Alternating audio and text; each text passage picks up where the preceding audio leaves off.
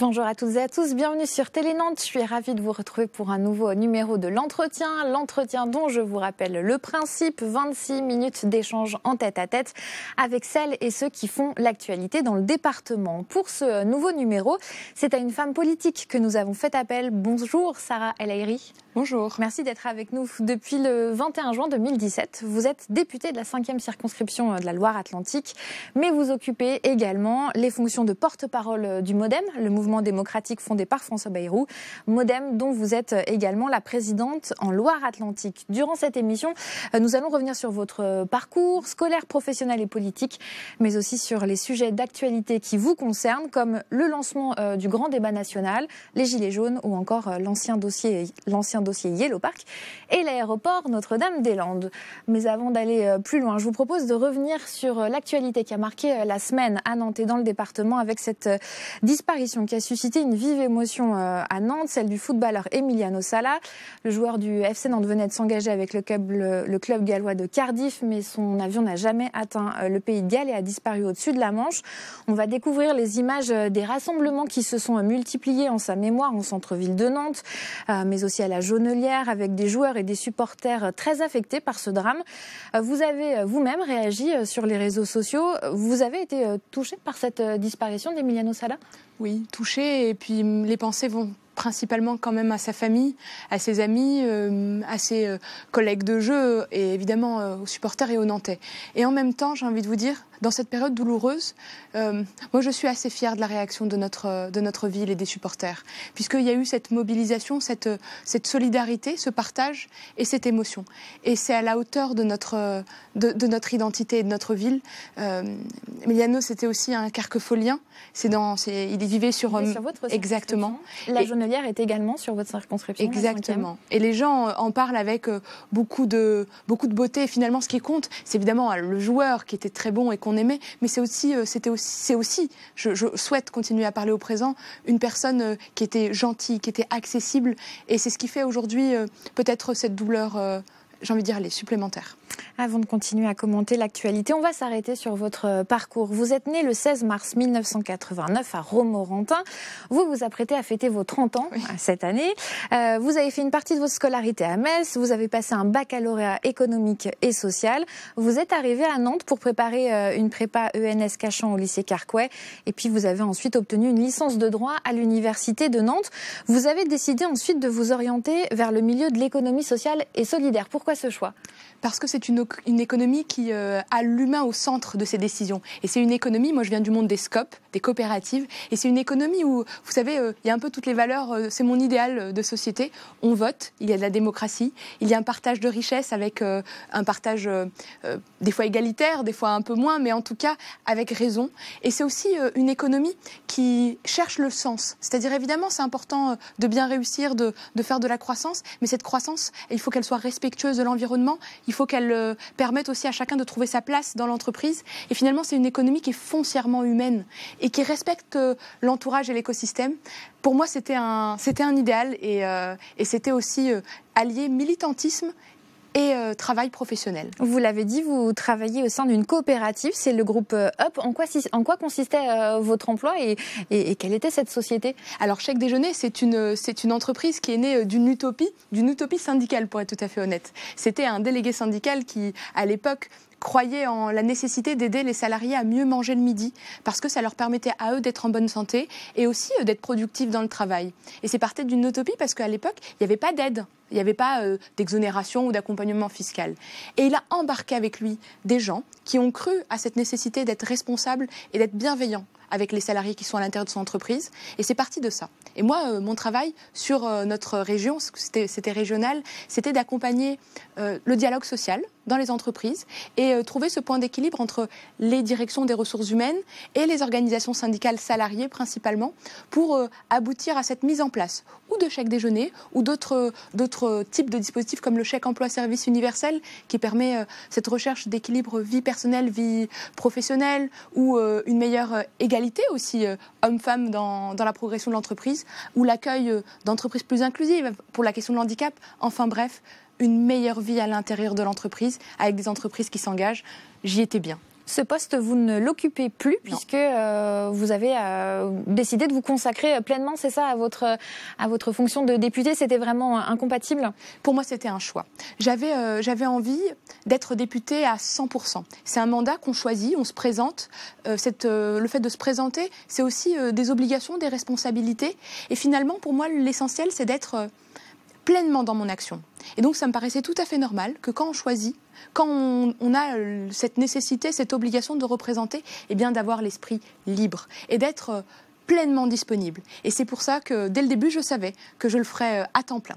À quel moment est-ce que vous avez eu justement envie de bifurquer vers la politique? D'où vient le déclic? Est-ce que c'était quelque chose que vous aviez toujours en vous?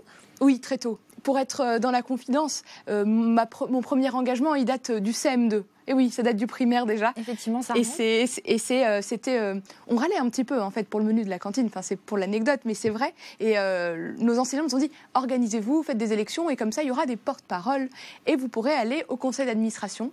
Et c'est comme ça que on a travaillé. Vous étiez donc vous-même porte-parole? Tout à fait. J'ai été élue du coup déléguée de classe et je suis arrivée au conseil d'administration. Et à ce moment-là, j'ai compris que c'était en étant à l'intérieur, en étant force de proposition, qu'on arrivait à faire évoluer les choses.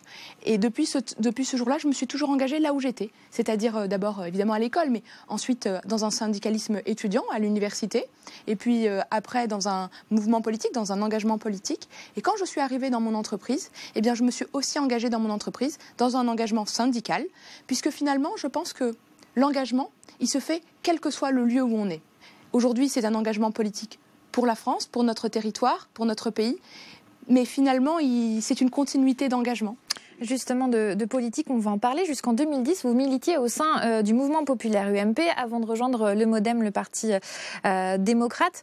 En 2015, lors des élections régionales, vous étiez sur la liste régionale de Bruno Retailleau du Parti des Républicains.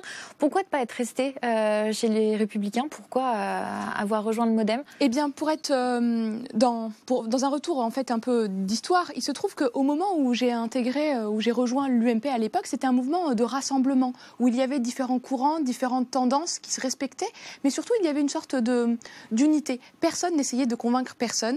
Chacun apportait une pierre à son édifice, à cet édifice commun, et c'était le projet qui comptait. Et parce qu'on était différents, mais qu'on se complétait pour un projet, alors je me retrouvais. Il y avait des gens comme Jean-Louis Borloo, des gens comme Jean-Marie Bockel, enfin des gens différents, des gens comme Alain Juppé déjà à l'époque. Et ces gens différents arrivaient à travailler ensemble. Ce qui n'est plus le cas aujourd'hui? Non, pour être honnête, il y a eu un tournant avec Nicolas Sarkozy qui est parti sur la question de l'identité nationale. Et je trouvais qu'au lieu de rassembler les Français, ça les divisait. À ce moment-là, j'ai décidé effectivement de partir. Et je n'ai pas tout de suite adhéré à un parti. Je suis restée dans mon militantisme associatif jusqu'au moment où je suis partie au Québec, travailler pour une ministre dans le cadre d'un échange. Ministre du tourisme, c'est ça? Tout à fait. Une superbe expérience où là-bas, finalement, il n'y a pas de clivage droite-gauche. C'est assez intéressant. Ils sont, en fait, c'est le Parti libéral québécois et le Parti québécois. Et eux, ils étaient dans des questions de curseur. Est-ce qu'on est plutôt francophone? Est-ce qu'ils vont se tourner vers les États-Unis? Qu'est-ce qu'on veut comme société? Et en revenant, j'ai participé à une superbe campagne municipale et j'ai découvert... Les élections de 2014, tout à fait. Vous voulez parler à Nantes? Exactement. Et là, j'ai milité pour la première fois avec le MoDem. Vous étiez deuxième sur la liste du MoDem aux élections municipales. En juin 2017, je le disais en introduction, vous avez été élu député sous l'étiquette MoDem avec 61,02% des suffrages. Vous avez été soutenu par La République En Marche. Pourquoi ne pas les avoir rejoints après votre élection? Vous n'aviez pas envie de cette étiquette présidentielle? C'est pas ça. C'est qu'aujourd'hui, le projet présidentiel, en fait, il a deux piliers. Quand François Bayrou a rejoint le président de la République dans cette alliance présidentielle, chacun est arrivé avec son identité, son courant. Moi, je viens d'une tradition d'une république sociale, libérale, avec des courants chrétiens-démocrates. Et tout ça, en fait, c'est venu avec. Et ça a enrichi le projet présidentiel. Le projet présidentiel, c'est une diversité. Et finalement, moi, je suis restée là où j'étais, simplement aux côtés de François Bayrou, mais aussi parce qu'à l'Assemblée nationale, vous avez deux groupes parlementaires qui forment cette majorité. Il y a le groupe La République En Marche et le groupe du MoDem. Et finalement, c'est en se challengeant, c'est en se questionnant, c'est en débattant sur les idées qu'on trouve le meilleur équilibre, le plus juste. Et cette recherche de juste, eh bien, il faut être dans le débat. c'est important. Et donc finalement, je n'ai pas bougé, je suis restée dans cette continuité. En 2017, peu après son élection, Emmanuel Macron avait lancé justement un appel aux femmes en les incitant à s'engager en politique en déposant leur candidature pour les élections législatives. Est-ce que vous faites justement partie de celles qui ont sauté sur cette occasion pour entrer de plein pied en politique ? Ça va peut-être vous étonner, mais non. Non, puisque mon engagement, il a commencé bien avant. Et moi, j'étais ravie d'entendre le président de la République appeler à cet engagement, à cette nécessité de prendre part au débat public. Je pense que la politique peut changer le quotidien des gens. Je pense que la politique est quelque chose de noble. Parce que, foncièrement, la politique, c'est quoi ? C'est se préoccuper des autres, pour les autres, et pour trouver cet intérêt général, cette recherche d'équilibre, de justice dans notre quotidien. Et la politique permet ça. Et donc, moi, je l'avais commencé avant. Quand j'ai vu le président de la République se saisir aussi ouvertement d'un vrai sujet, puisque la place des femmes dans le monde politique français est encore à améliorer. Je rêve d'un jour peut-être une présidente de la République ou d'une présidente de l'Assemblée nationale. 39% de femmes en ce moment effectivement à l'Assemblée nationale. C'est un taux record, jamais égalé, mais on est effectivement encore loin de la parité en la matière. Oui, le chemin est long, mais le chemin va dans la bonne direction. Comme vous le dites, 39%, c'est un taux record. Et en même temps, ce qui est intéressant d'analyser et de voir, c'est qu'au moment des élections, on n'a pas envoyé des femmes juste dans les territoires qui, on dit, n'étaient pas gagnables. En fait, chacune et chacun a eu la possibilité de proposer, de porter. Et le plus important, ce n'était pas finalement le genre de la personne, mais est-ce qu'elle était compétente, est-ce qu'elle permettait de faire avancer le débat, et c'était bien là le plus important. Vous êtes une femme, c'est votre premier mandat politique et vous êtes jeune, vous avez 30 ans. Est-ce que vous avez dû redoubler d'efforts pour vous imposer dans un milieu politique où vous arriviez quasiment sans expérience ? Alors il se trouve que on fait le bilan. Bien sûr, il se trouve que j'ai beaucoup d'énergie et que cette énergie, elle est pleinement dans mon engagement politique. Mais oui, il faut faire. Oui, il faut prouver. Et j'ai envie de dire, c'est challengeant d'une certaine manière, parce que vous devez être exemplaire. Et parce que quand on vous fait confiance, vous n'avez pas le droit de rompre cette confiance. Et pour ne pas rompre cette confiance, il y a une seule chose, le travail. Moi, je pense qu'on peut pardonner une erreur, on peut pardonner une incompréhension, mais on ne pardonnera jamais à quelqu'un de ne pas avoir travaillé. Et c'est bien sur ce point-là que j'ai mis en fait un peu toute ma philosophie d'organisation du travail. C'est le travail, c'est un engagement, alors il faut être au plus haut, au plus fort, et finalement être à l'écoute de notre territoire pour le remonter, parce que notre territoire est riche. Et tout ça, c'est le travail. Donc oui, je pense un peu plus, mais parce qu'il y a encore... J'ai encore tout plein d'énergie et ça permet de faire quelques nocturnes. On en vient à l'actualité politique du moment. Le 15 janvier dernier, le président de la République lançait le grand débat national. Un ensemble d'échanges qui doivent se multiplier entre élus et citoyens pendant 2 mois pour permettre notamment de sortir la crise des Gilets jaunes. Ces échanges prennent des formes diverses, contributions en ligne, débats, stands de proximité, conférences. Que pensez-vous de cette initiative ? C'est une opportunité. C'est une opportunité pour notre pays. C'est une opportunité parce que notre pays n'est pas un pays résigné. La colère qui s'est exprimée depuis novembre, c'est une colère qui a des fondements plutôt justes. Il y a des sujets sur lesquels on doit aller plus vite, qu'on doit améliorer. Quand on voit les inégalités de salaire, quand on voit les difficultés des familles monoparentales, on voit qu'il y a encore des sujets sur lesquels on peut améliorer notre société. Mais là, ce qui nous offre le président de la République, c'est un temps où nous pouvons refonder un nouveau contrat social, un nouveau pacte social, civique, environnemental, et écrire ces nouvelles pages, mais ensemble.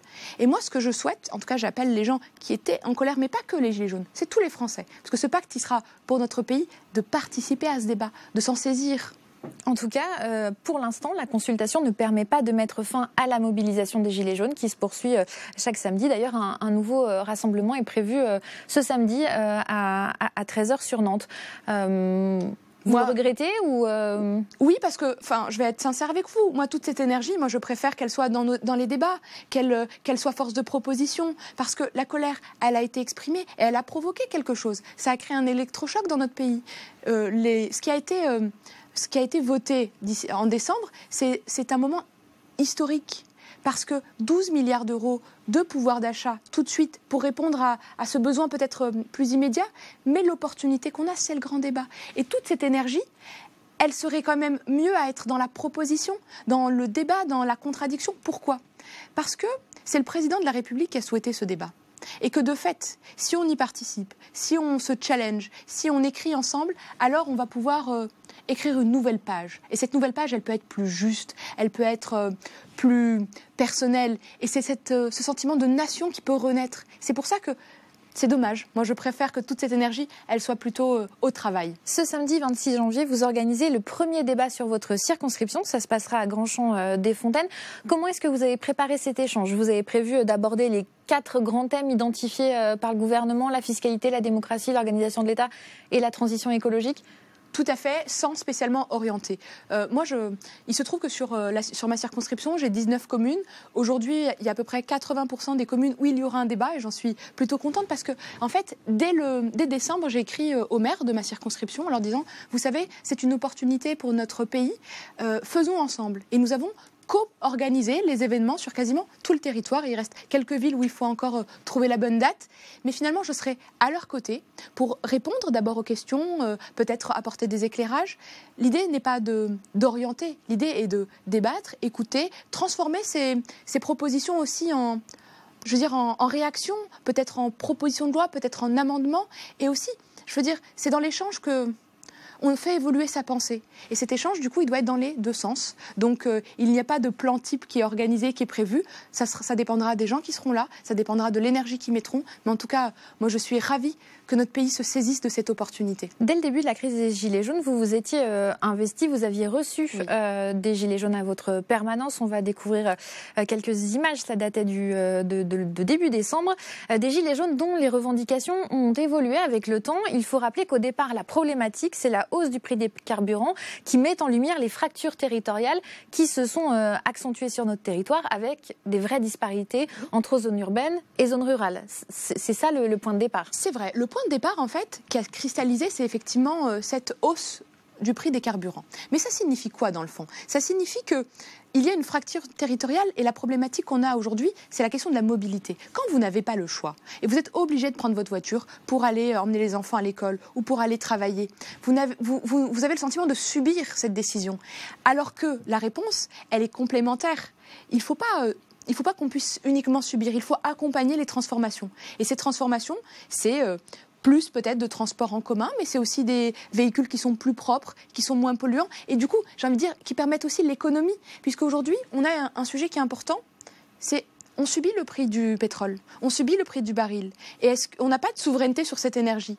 Moi, je ne veux pas subir par les puissances étrangères du prix que coûtera mon plein d'essence. Je préfère avoir un pays où finalement notre énergie, elle est plus propre, plus verte, mais aussi plus autonome, parce qu'elle est renouvelable. Est-ce que ces disparités justement entre territoires que vous constatez vous-même sur votre circonscription, vous les faites remonter à l'Assemblée nationale, parce on peut avoir l'impression d'un parisianisme, d'un gouvernement qui peut oublier des réalités concrètes. Vous le faites remonter? Oui, je le fais remonter régulièrement et de différentes manières. En réalité, il y a un certain nombre de compétences qui sont des fois des compétences régionales, d'autres des compétences départementales. Donc c'est aussi avec les élus du territoire qu'on écrit et qu'on fait évoluer le maillage de la mobilité. Je pense aux lignes de tramway, aux lignes de Lila, donc les lignes de car, qui permettent aussi d'ouvrir. Il y a tout un travail qui se fait, par exemple, sur la commune de Casson, où nous avons besoin de points supplémentaires d'arrêt Lila. Mais c'est un exemple. Au niveau national, quand on vote une loi, on la vote pour tout le pays. Il n'y a pas de spécificité territoriale. Ce sont des lois générales. Mais on se saisit des problématiques. Et avec la loi qui va arriver sur les mobilités, donc ce qu'on appelle la loi LOM, c'est loi d'orientation pour les mobilités, qui sera portée par Madame Borne, alors on va aller un peu plus loin. On va permettre plus d'hybridation des outils, peut-être aussi penser autrement, c'est-à-dire plus d'interaction, qu'on puisse utiliser sa voiture, parce que c'est nécessaire, mais ensuite qu'on puisse rejoindre peut-être un transport en commun, peut-être repenser le ferroviaire autrement. Et tout ça, il faut l'inventer, mais avec nos territoires. Avec des solutions sur le court terme, puisque c'est ce que demandent les concitoyens aujourd'hui. Ils n'ont pas envie d'attendre. Non, ils n'ont pas envie d'attendre, et les solutions à très court terme, elles existent et elles avancent. Quand on fait le choix d'arrêter, de supprimer cette hausse sur les carburants, c'est pas arrêter la transition énergétique, c'est dire alors nous allons d'abord plus accompagner. Quand demain, la flotte de véhicules sera peut-être moins énergivore, c'est-à-dire qu'elle consommera moins de carburant, ça sera moins grave, l'impact sera moins grave et finalement les gens seront plus libres. Parce que cette histoire de carburant, elle impacte évidemment l'environnement, mais aussi le porte-monnaie. C'est le pouvoir d'achat, c'est le quotidien des gens. Pour revenir sur la manifestation des Gilets jaunes, fin décembre, début janvier, on est sur un autre discours avec des personnes qui demandent la dissolution de l'Assemblée nationale, la disparition du Sénat et la démission d'Emmanuel Macron. Comment on fait aujourd'hui pour répondre à des demandes qui peuvent être diverses et surtout très, très radicales? Eh bien, on répond par la raison et par la vérité. Et la raison et la vérité, c'est quoi? Là, ce que vous venez de citer comme proposition, comme doléance qu'on a pu entendre, ça touche vraiment cette question démocratique. Il se trouve qu'un des fléaux de notre population, de notre société aujourd'hui, c'est l'abstention. C'est le fait que les gens ne votent plus. Ne croient plus en politique. Exactement, n'y croient plus. Et c'est tout le travail. Et donc, il faut réinventer. Il faut un renouveau démocratique. Et ce renouveau, il se fait d'abord par la confiance. Il se trouve qu'on a voté une loi en arrivant qui s'appelle la moralisation de la vie politique, pour plus de transparence, plus d'exemplarité. Et il y a beaucoup de gens qui ne savaient pas ce qu'il y avait dedans. Peut-être qu'on a manqué, je pense, de communication, de débat sur ce sujet, mais il y a eu des avancées. L'autre débat actuel, c'est de dire, à côté de la démocratie représentative que je représente, puisque moi je me suis soumise au suffrage universel, au vote, il faut peut-être inventer une démocratie un peu directe. On la vit sur nos territoires, dans nos communes, que ce soit la démocratie participative ou le dialogue citoyen à la nantaise. C'est ça. Ou la consultation qui commence désormais. Et ça, c'est inédit. Il faut de nouvelles sources, une nouvelle démocratie directe, ou peut-être transformer les CESER, les CESE, donc le Conseil économique, social et environnemental, pour que les gens puissent s'exprimer aussi sur des sujets forts. Et là, oui, c'est intéressant de revoir la question du vote blanc, de revoir la question du référendum d'initiative citoyenne, partagée ou populaire. Il y a plusieurs noms, mais tout ça est légitime si les gens viennent débattre. On va se pencher à présent sur des sujets locaux sur lesquels vous vous êtes investi, à commencer par le dossier Yellow Park, un dossier qui, pour rappel, devait voir la construction d'un ensemble de logements et d'un nouveau stade en lieu et place de la Beaujoire. Finalement, le projet de logement est abandonné. La présidente de Nantes Métropole a annoncé que seul un stade verrait le jour à côté de l'actuel. Vous étiez opposé au volet urbain. Pour rappel, ce dossier, il est sur votre circonscription. Êtes-vous satisfaite de la nouvelle proposition de Nantes Métropole? Oui, je suis satisfaite pour une raison toute simple. Moi, j'ai toujours voulu qu'on différencie les deux projets. Il y a un projet sportif, effectivement, un stade financé par le privé qui permet à notre équipe d'avoir des infrastructures qui lui correspondent. Et puis, il y avait un projet urbain. Notre ville a besoin de garder sa qualité de vie. Et pour ça, il faut rééquilibrer le côté nord-sud, est-ouest. Et il faut à un moment s'imprégner, ne pas aller trop vite. Et finalement, un projet urbain, ça ne se décide pas si vite. Le réaménagement de la Beaujoire, vous y êtes opposé à un projet porté par des supporters et des riverains? Pour vous, il faut un nouveau stade? Non, je n'y étais pas opposée. Il y avait un certain nombre de questions qui devaient être éclairées sur l'impact environnemental d'un nouveau projet, sur la question des transformations possibles. Après, la proposition qu'on a aujourd'hui de garder le stade de la Beaujoire, c'est aussi peut-être l'opportunité pour nos associations de se saisir de ce lieu, de le réinventer. Peut-être pour notre équipe de rugby, moi je pense qu'on a un coup à jouer à ce niveau-là avec le ballon rond, mais il faut s'approprier nos lieux et plutôt voir les opportunités sur notre territoire. Autre sujet d'actualité, l'anniversaire la semaine dernière des 1 an de l'abandon de l'aéroport Notre-Dame-de-Lande, un aéroport auquel vous étiez opposé. Après cette annonce, le gouvernement avait annoncé la mise en place d'un plan pour le Grand Ouest, notamment en matière de transport. Les élus attendaient des compensations concrètes. Or, depuis, rien ne bouge vraiment. Rennes et Bordeaux ont eu la LGV. Nantes, on a l'impression que... Ça arrive. En fait, cette impatience, elle est légitime. C'est normal. Mais... c'est court et long à la fois. J'ai envie de vous dire, le plan Grand Ouest, ce qui est important, c'est de se saisir des opportunités. Nous avons besoin de franchissement. Franchissement de la Loire, il est nécessaire. Nous avons besoin de repenser notre territoire pour mieux circuler.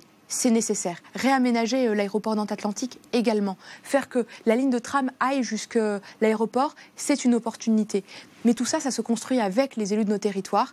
Et je sais que dans les jours à venir, il y a une réunion qui est prévue. Donc je vous assure, ça avance. Votre implication sur ces sujets locaux pourrait-elle vous inciter à vous investir pour les prochaines municipales de 2020 sur Nantes? On sait que pour l'instant, il n'y a personne de déclaré, que ce soit à La République En Marche ou au MoDem. J'aime ma ville, ça c'est une certitude, mais en même temps, la prochaine échéance électorale, c'est évidemment la campagne européenne. Et parce que j'aime ma ville, mon engagement sur cette campagne européenne va être total, parce que l'avenir de Nantes, il est européen. L'avenir de Nantes est de faire de notre ville une vraie capitale européenne forte. Et parce que je l'aime, je mettrai autant d'énergie dans cette campagne européenne pour, étape par étape, avancer sur notre territoire. Donc on vous réinterrogera après la campagne des élections européennes sur celle des municipales.